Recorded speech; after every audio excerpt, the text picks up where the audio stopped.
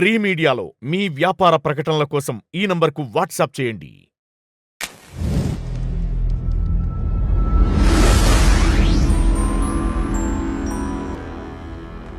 Big Boss season 7 ఉల్టా పుల్టా గురించి మాట్లాడుకుంటే టాప్ 4 కంటెస్టెంట్, టాప్ 6 ఆల్రెడీ మన అర్జున్ అంబటి ఎలిమినేట్ అవ్వగా, టాప్ 5 నుంచి ప్రియాంక జైన్ ఎలిమినేట్ అవ్వగా, మిగిలిన టాప్ 4 కంటెస్టెంట్లో శివాజీ, యావర్, అలాగే పల్లవి ప్రశాంత్, అమర్దీపం వీళ్ళందరూ ఉన్నారు. సో టాప్ 4 కంటెస్టెంట్ గురించి మాట్లాడుకుంటే యావర్ డబ్బులు తీసుకొని వెళ్ళిపోయాడు. అది ఎంతవరకు కరెక్ట్ అని అందరూ అనుకుంటే 100% he did a very good job అని చెప్పుకోవాలి. ఎందుకంటే తను కూడా తను తీసుకున్న డెసిషన్ కాదది. తను చెప్పాడు, నేను నా ఫ్యామిలీ కోసమే ఇంత దూరం వచ్చాను.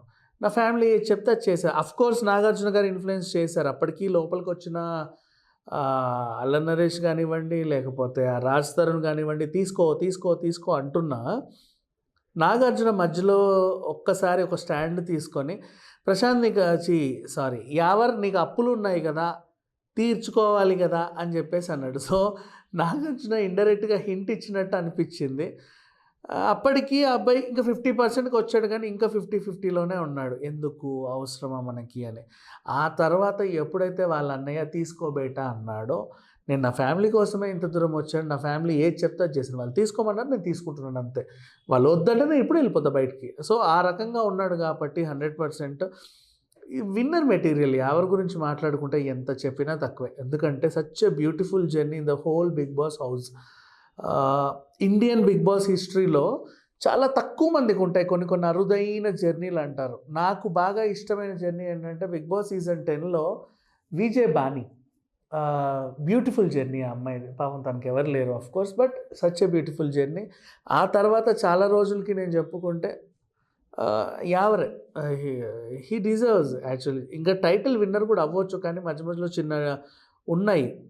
ఇకపోతే యావర్ ఫెయిల్యూర్కి కారణం ఏంటని మాట్లాడుకుంటే, నిజంగా యావర్ ఎందుకు తగ్గాడు, స్టార్టింగ్లో ఉన్న స్పిరిట్ ఎందుకు లేదంటే, అది చేసింది బిగ్ బాస్, చేసింది నాగార్జున వల్లే, బిగ్ బాస్ హోస్టింగ్ వల్లే అలా జరిగింది. ఎందుకంటే వాడు ఏ తప్పులు చేయకుండా కూడా నువ్వే నువ్వే నువ్వే అని పలుమార్లు అనేసరికి నిజంగా ఏంటి వీళ్ళని ఎందుకు ఇలా టార్గెట్ చేస్తున్నారని అనిపించింది. అండ్ పక్క వాళ్ళు బూతులు తిట్టని, ఫౌల్స్ ఆడని, గేమ్లో ఇంకా అసలు రూల్స్ బ్రేక్ చేయని, ఏమన్నా చేయని, లైక్ అమర్దీప్ లాంటి వాళ్ళని super super Amardeep, you are very good అంటే వాడు ఎంత తప్పు చేసినా వాడిని పొగుడుతున్నారు. నేను ఇంత బాగా ఆడిని రక్తం చిందిస్తున్నా నన్ను ఏం అనట్లా, నన్నే తిడుతున్నారు, వీళ్ళు ఫేవరిజం చూపిస్తున్నారేమో. అయితే సరేలే, అంటే మనం ఎంత కష్టపడ్డా వేస్టే, ఎవరికి ఫేవరిజం చూపించాలో వాళ్ళకి ఫేవరిజం చూపిస్తున్నారు అనే థాట్ ఎవరికి ఎప్పుడైతే పడిపోయిందో అప్పుడే అతని గేమ్ డల్ అయింది. తప్పితే చాలామంది అంటున్నారు రతిక వల్ల, ఆవిడ వల్ల, వీళ్ళ వల్ల. Nothing like that. లోపల చూస్తాడు. ఇప్పుడు ఫర్ ఎగ్జాంపుల్ శోభా శెట్టి గొడవ చూసుకుంటే, నువ్వు పిచ్చోడు అన్నందుకు నేను పిచ్చోడినా అని చెప్పి రెచ్చిపోయాడు అబ్బాయి. కానీ వీకెండ్లో నాగార్జున నువ్వు పిచ్చి పిచ్చిగా చేస్తున్నావు కాబట్టి నిన్ను పిచ్చోడు అనింది అని ఉల్టా మాట్లాడాడు. సో అక్కడ ఇక అబ్బాయికి అప్పటి నుంచే డల్ అయిపోయాడు Yawar actually. But he's a very good winner material. తను తీసుకున్న డెసిషన్ కూడా చాలా బాగుంది.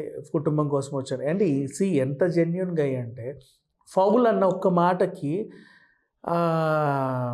ఎవిక్షన్ ఫ్రీ పార్టీస్ మొహాన కొట్టేశాడు బిగ్ బాస్కి. ఎవడని ఉంటాడా ఈ రోజుల్లో అలాంటి వాళ్ళు.